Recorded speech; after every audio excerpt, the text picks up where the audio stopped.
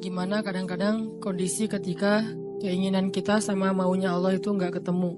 Dalam contoh sehari-hari aja, mau jalan sama seseorang, hujan misalnya.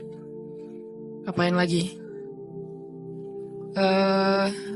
Mau beli handphone baru, ternyata usaha kita yang tadi kita udah pikirin ada untungnya malah rugi. Mau jalan-jalan keluar kota, pasangannya sakit. Dan banyak, kadang-kadang penyebabnya sepele banget, tapi bikin kita kecewa. Nah, gimana caranya kalau kondisinya kayak gitu? Sama kayak para sahabat dulu dalam perjalanan umroh. Pengen umroh, ternyata udah sampai di perbatasan kota Mekah, gak boleh masuk, disuruh pulang lagi ke Madinah. Itu kan diceritain dalam surat Al-Fatihah tentang perjalanan umroh yang berakhir dengan malah perjanjian Hudaybiyah. Niatnya pengen umroh, tapi endingnya perjanjian. Yang isi perjanjiannya, poin-poinnya kayaknya ngerugiin umat Islam banget. Tapi kan Allah punya rencana, dan rencana Allah pasti yang terbaik daripada rencana kita. Masalahnya gimana kita bisa ridho, bisa rela kalau kondisi itu terjadi dalam hidup kita. Kita sih yakin, ini adalah qadarullah, keinginan Allah. Tapi bikin kita yakin itu jadi berbuah, yakin itu kan kayak pohon ya. Iman itu adalah pohon. Gimana biar pohon ini berbuah? Salah satu buahnya itu adalah sifat ridho, sifat nerima. Sehingga dengan sifat ridho itu akhirnya kita punya kebaikan. Kebaikannya jadi bisa survive, tenang hadapi masalah, sabar dan seterusnya. Nah, gimana caranya? Setelah kita dapat sesuatu, kita yakin kepada Allah, terus jadi ridho. Nah, ini belajar matematikanya Allah Subhanahu wa Ta'ala. Dan itulah yang terjadi dalam perjanjian Hudaybiyah, terjadi kepada Siti Maryam yang tadi dibacain suratnya. Maryam gak pengen punya anak tanpa suami. Kalaupun harus punya anak, nikah dulu. Tapi Allah punya rencana lain. Rencana manusia punya anak setelah nikah. Lagian Maryam lagi belum siap menikah nih. Belum ada cowok yang pantas buat Maryam. Justru karena itulah Allah beri dia anak tanpa laki-laki, tanpa suami. Kenapa? Nggak ada suami yang pantas buat Maryam. Mungkin satu-satunya lelaki yang pantas buat Maryam cuma Nabi Muhammad. Tapi kan beda zaman. Masa Maryam harus nunggu Nabi Muhammad 300 tahun lagi kan ya? Nah, ternyata karena nggak ada yang pantas buat dia, akhirnya dia punya anak tanpa harus melalui seorang suami. Mungkin kita terlalu soleh sehingga nggak ada yang pantas buat kita. Pantasnya cuma bidadari, ya udah di akhirat nikahnya. Husnuzannya mah ya. Mungkin di atas nih nggak ada yang pantas jadi imamnya, soalnya terlalu solehah. Jadi imam juga kayak ragu gitu. Aduh, ngimamin dia, hafalannya udah luar biasa, bacaannya lebih bagus, guru tahsin lah gitu. Saya baru belajar pratahsin, masa mau jadi imam seorang cewek yang guru tahsin? Karena dia terlalu keren, akhirnya nggak ada yang pantas buat dia nih. Maryam kayak gitu banget. Karena terlalu keren, terlalu soleh, sampai ulama aja ragu Maryam ini nabi atau bukan gitu. Sehingga ada dua pendapat ulama, sebagian bilang Maryam bukan nabi, orang soleh. Tapi ada ulama yang bilang Maryam itu emang nabi, satu-satunya nabi dari cewek. Satu dari 4 perempuan yang sempurna. Dan di antara 4 itu kayaknya menurut sebagian ulama Maryam nomor 1 tuh. Walaupun secara usia Asia, Maryam, Khadijah, Fatimah, tapi Maryam itu paling keren lah. Tiba-tiba hamil, datang cowok keren, baju putih, jubah putih, auranya tuh luar biasa. Pokoknya cowok paling keren aja. Sampai Maryam kaget dan berta'awuz. Inni a'udzu birrahmani minka in kunta taqiyya. Aku berlindung kepada Allah dari kamu. Ketemu cowok keren malah berlindung, bukan bersyukur. Coba. Duh, keren banget ya. Astagfirullah, auzubillah, gitu kan ya. Nih Maryam nih. Duh, ceweknya keren banget. Udah lama ngelihat baru auzubillah, enggak. Dari awal auzubillah. Kenapa? Ada pasangan di sebelah gitu. Ada istrinya. Nah, Maryam langsung ta'awuz, inni a'udzu birrahman minka in kunta taqiyya. Kata Jibril, cowok keren itu ternyata namanya Gabriel. Kata Gabriel, innama ana rasulu rabbik liahaba laki ghulaman zakiya. Jangan takut Maryam, aku itu utusan Tuhanmu, artinya malaikat yang pengen ngasih kamu anak yang sangat suci. Kata Maryam, anna yakunu li ghulam, gimana saya akan punya anak, walam yamsasni basyarun, gak ada seorang laki-laki pun yang pernah nyentuh saya, nyentuh aja gak pernah. Walam aku baghiya, dan saya juga tidak pernah merendahkan diri depan laki-laki, artinya berbuat dosa. Anna yakunu li ghulam, gimana caranya saya punya anak? Kata Jibril, kadzaliki qala rabbuki huwa alayya hayyin. Itu udah kehendak Allah. Dan itu hayyin, mudah banget buat Allah Subhanahu wa taala. Sepele banget lah buat Allah. Fahamalat, tiba-tiba Maryam hamil. Fantabadat bihi makanan qasiyya. Karena Maryam malu ketahuan hamilnya, akhirnya Maryam pun pergi ke suatu tempat yang terpencil, qasiyya, Aqsa. Aqsa itu artinya tempat yang jauh. Masjidil Aqsa disebut Al-Aqsa karena dia jauh dari Masjidil Haram. Kalau Madinah kan dekat. Masjid yang paling mulia kan ada 3 itu ya, Mekah, Madinah, Palestina.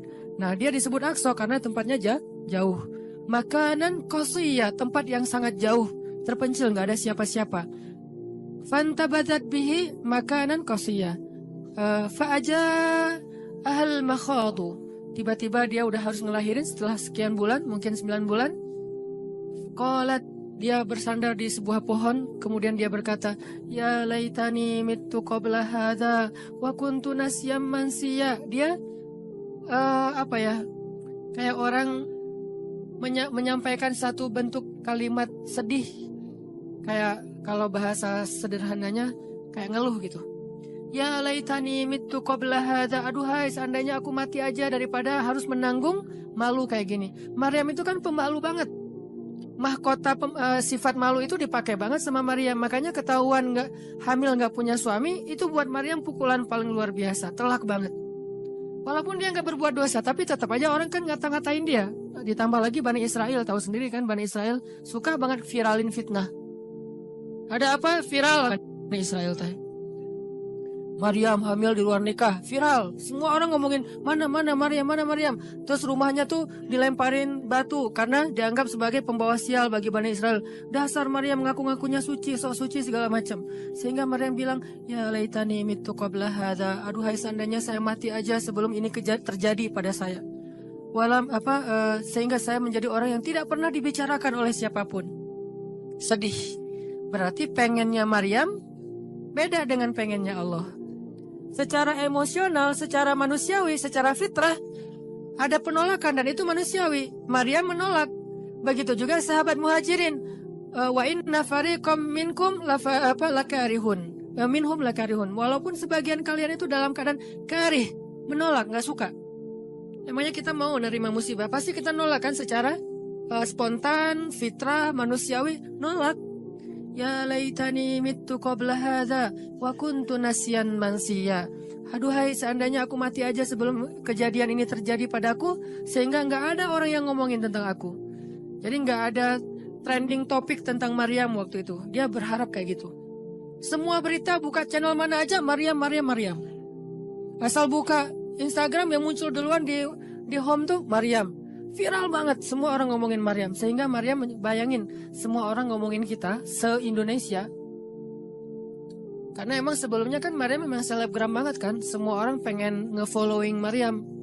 Jangankan yang cewek-cewek, yang cowok juga pengen nge-following Maryam. Cuman gak ada yang pantas. Semuanya kagum sama Maryam, respect. Tiba-tiba berubah. Kalau gak naik, jatuh kan gak berasa nih. Kita gak naik, jatuh. Paling keseleo dikit. Tapi kalau naiknya udah terlalu tinggi, jatuh kan lebih sakit nih. Maryam tuh naiknya udah terlalu tinggi. Saking tingginya sampai Nabi menyebut dia satu di antara 4 yang sempurna di muka bumi. Nggak ada perempuan yang sempurna kecuali 4 itu. Itu benar-benar dipuja-puja tuh Maryam. Pengen punya anak nanti namanya Maryam. Pengen punya istri kayak Maryam. Pengen punya ibu kayak Maryam. Pokoknya Maryam itu idola banget tuh di zaman tersebut. Bani Israel kalau suka lebaynya luar biasa. Kalau benci, wah noraknya juga luar biasa. Tuh Bani Israel. Berlebihan gitu. Kalau suka habis-habisan sampai dijadikan Tuhan kan dulu mereka pernah mengangkat seorang laki-laki yang soleh jadi Tuhan, namanya Uzair.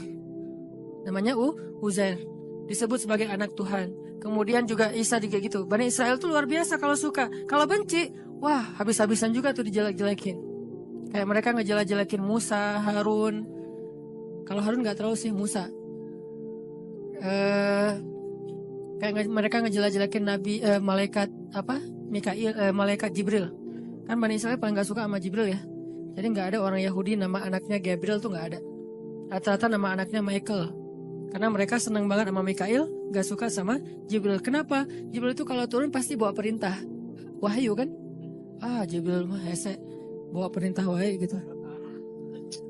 Bawel Jibril menurut mereka. Kalau Mikail keren, bawa rezeki, bawa rahmat, bawa apa. Sehingga mereka senangnya sama Mikail. Dibikinlah film Jin versus Gabriel. Malah nggak yang baik itu waktu itu Jin. Kan banyak tuh film-film kayak gitu tuh. Itu memang dari dulu kayak gitu. Nah, Maryam naik tinggi, dipuja-puja semua orang. Maryam, kalau ketemu Maryam, fall back dong, gitu-gitu pada. Wah, pokoknya heboh aja sama Maryam. Tiba-tiba ada kasus, Maryam kan jatuhnya dalam banget sehingga Maryam tuh nggak siap perasaannya. Bukan karena dia sombong dan senang dipuja, tapi memang dia orang yang selama ini nggak melakukan kesalahan apapun, tiba-tiba dihadapkan dengan tuduhan yang sangat-sangat menyedihkan.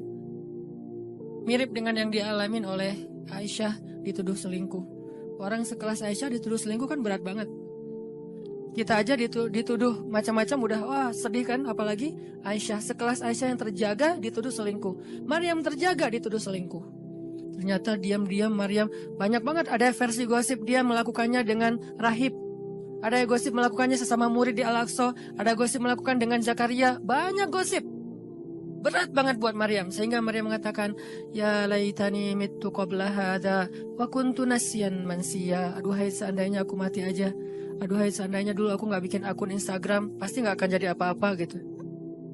Nyesel udah punya akun.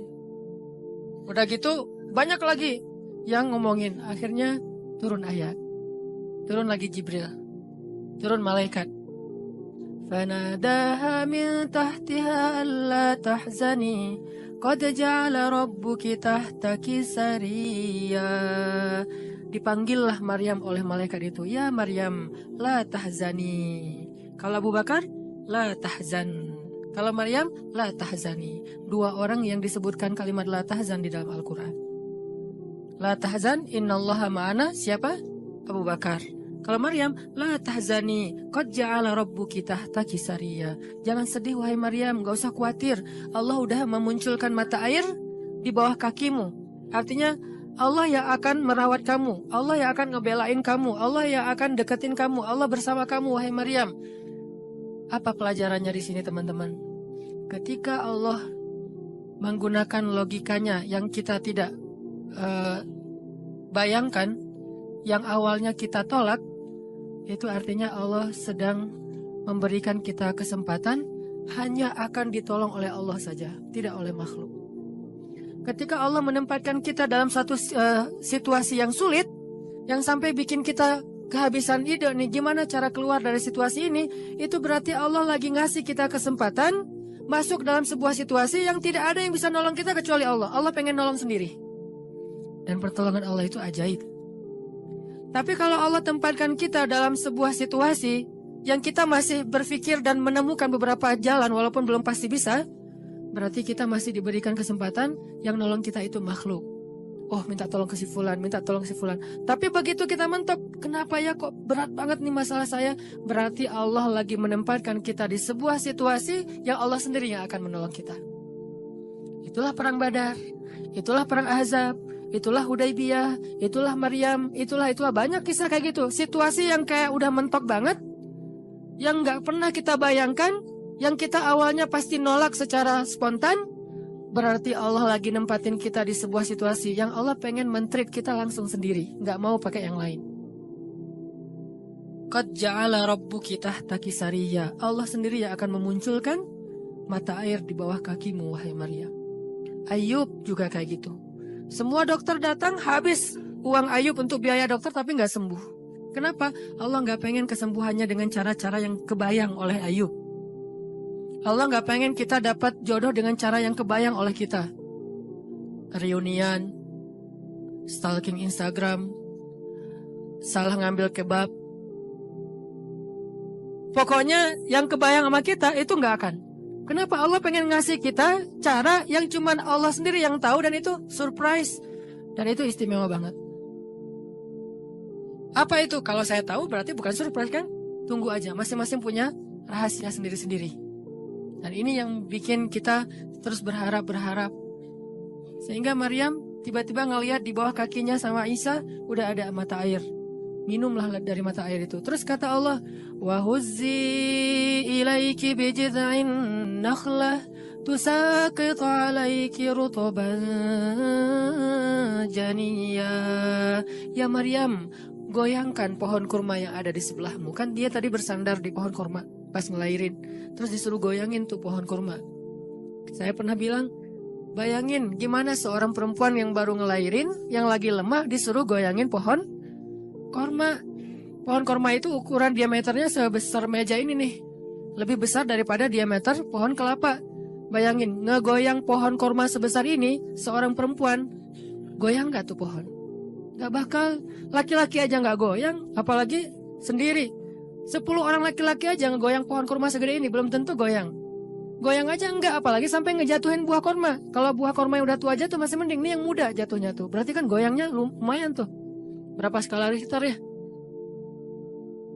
Yang muda jatuhnya rutoban janiyya, bukan korma yang tamar, yang udah tua, yang udah emang dihembus juga pakai angin jatuh, enggak. Wahuzzi, goyangkan pohon kurma itu ya Maryam. Apakah Maryam berpikir, Allah kalau ngasih perintah yang logis deh? Enggak kan? Kan Allah tahu ini pohon kurma dan saya baru ngelahirin, masa disuruh goyang? Enggak. Logika kayak gini, pertanyaan kayak gini nggak muncul dari orang yang udah pasrah banget sama Allah, yakin kalau Allah yang perintahkan, lakukan aja deh. Gak usah tanya gimana nanti hasilnya, itu bagian Allah, bagian kita ngelakuin apa yang Allah perintahin, disebut dengan ikhtiar. Kadang-kadang ikhtiarnya nggak nyambung dengan hasil, tapi Allah suruh, ya udah lakuin aja. Maryam pegang tuh pohon, baru digoyang dikit udah langsung berguncang. Tusakit alaiki, jatuhlah, bukan jatuh, berjatuhanlah. Berarti banyak nih. Berjatuhanlah untukmu rutoban janiyya, buah-buah kurma yang masih muda tapi manis. Artinya apa? Hasilnya Allah yang pilih. Kurma yang mana yang mau jatuh, dengan rasa apa yang mau jatuh, yang jaraknya sekian dari tempat duduknya yang Maryam yang akan jatuh. Allah yang menentukan hasil. Tugasnya Maryam cuma ngegoyangin dong, walaupun gak mungkin akan terguncang. Ini iman. Belajar iman. Allah yang suruh, ya sudah saya lakukan. Allah suruh ikhtiar, ya saya ikhtiar. Allah suruh berobat, ya saya berobat. Tapi hasilnya Allah yang nentuin kayak gimana caranya. Akhirnya rutoban janiyya, berjatuhan. Kata Allah, fakuli wasyrobi wa qarri aina. Makanlah Maryam, minumlah Maryam, dan bersenang hatilah kamu dengan semua ini. Sehingga kata Nabi komen setelah baca ayat ini nih. Nabi komen Nabi apa? Korma dan manusia itu ada hubungan sejarah. Diciptakan dari jenis tanah yang sama. Jadi pohon-pohon lain itu jenis tanahnya beda. Cuman satu yang mirip dengan manusia, jenis tanahnya korma. Sehingga salah satu yang cepat merecovery seorang perempuan yang baru ngelahirin adalah makan rutoban janiyya, korma yang yang muda tapi manis. Jangan dikasih ke bayinya ya, keselak, bahaya. Kasih ke ibunya. Kalau ke bayinya, tamar, korma yang udah tua, terus dikunyah sama bapaknya, dengan syarat bapaknya udah gosok gigi. Jangan habis makan bala-bala, cengek, makan kurma, kasih ke bayi. Kasih ke bayi yang tua, kasih ke ibunya yang muda. Dan itu cepat merecovery seorang perempuan. Kata Nabi, di situ ada obat dari penyakit. Intinya teman-teman, kayak gitu ternyata cara Allah. Ini logika Allah nih. Sehingga ketika kaum muslimin, balik lagi ke surat Al-Anfal, dihadapkan dengan satu pilihan yang mereka nggak pernah ngebayangin, dan secara spontan karihun, menolak, maka Allah Subhanahu wa Ta'ala menyampaikan kenapa Allah memilih itu. Karena kata Allah, tujuan dalam pencegatan ini bukanlah mengambil harta, tetapi untuk menunjukkan mana yang benar, mana yang batil.